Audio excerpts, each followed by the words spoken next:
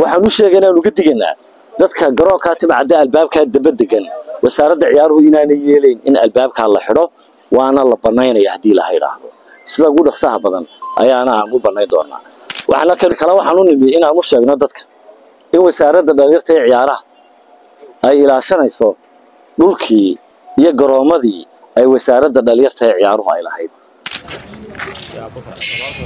wasiir ku-xigeenka wasaaradda dhalinyarada iyo ciyaaraha Soomaaliland Weheliyana mas'uuliyiin ka tirsan wasaaraddaasi iyo kuwa xiriirka kubadda kolayga ayaa maanta kormeer ku tagay garoonka kubadda kolayga ee Timcade oo dib u habeyn iyo casriyeyn lagu sameeyay ay dhamaad ku jirto. wasiir Tadhasa ayaa kormeeray qaybaha kala duwan ee garoonka oo casriyeyn lagu sameeyay waxaanu cod dheer ku sheegay in tallaabo adag oo degdeg ah laga qaadi doono dadyow dhismayaal ka yagleelay mid kamid ah albaabada garoonka oo muhiim ah. waxaan saaka ku nimi wafti ka socda wasaaradda dhalinyarta ee ciyaaraha iyo xiriirka kubadda basketball inaanu soo indhayno garoonkii weynaa ee Timcade basketball. garoonka Timcade basketball shirkadda Real Estate ayaa runtii wax ka bedel weyn iyo dhismaba ku sameysay. wasaaradda dhalinyarta ee ciyaaruhu aad bay halkan uga mahadcelinaysaa.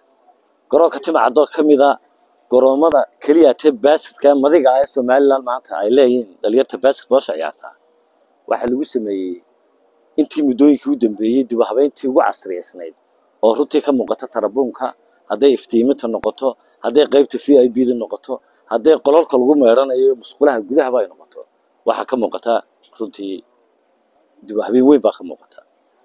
ta kale waxaan u nimi inaan u sheegno dadka in wasaaradda dhalinyarta ee ciyaaraha ay ilaashanayso dhulkii iyo garoomadii ay wasaaradda dhalinyarta ee ciyaaruhu ay lahayd. maalin dhawaato waxaan la xiriirnay wasaaradda hawlaha guud oo aanu ka codsanay in danta guud ee wasaaradda dhalinyarta ee ciyaaruhu ay ku qoran tahay in loo soo cadeeyo. hawlaha guud way noo soo cadeysay kadib waxaan u gudbinaynaa dawladda hoose si qorshaheeda loo eego. dhul badan oo wasaaradda ka maqan oo dan guud ayaa jira. garoonka Timcade waa garoonka kaliya ee ugu weyn ee basketball lagu ciyaaro maanta. albaabka halkaas oo ah runtii albaabka laga soo geli doono oo marka madaxweynaha iyo madaxda la socota lagu soo marti qaadayo garoonka halkay ka soo geli doonaan waa la deegaamaystay. albaabkaas waa furan yahay. waxaan u sheegaynaa inuu ka diganaa dadka garoonka Timcade albaabka dabadegan wasaaradda ciyaaruhu inaanay yeelayn in albaabka la xidho waana la banaynaya hadii la yiraahdo sida ugu dhaqsaha badan ayaana aan u banayn doonaa. waxaan halkan uga mahadcelinayaa shaqaalaha garoonka garoonka ilaalinaya runtii oo har iyo habeen baa runtii tabarucaad iyo waqti badan geliyay. waxaan uga mahadcelinayaa xiriirka cusub oo runtii iyaguna shaqaynaya.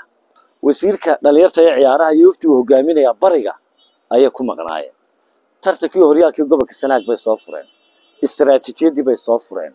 waanu hambalyeynaa imakan gobolka Togdheer ayay ku sugayeen ka furi doonaan insha Allah.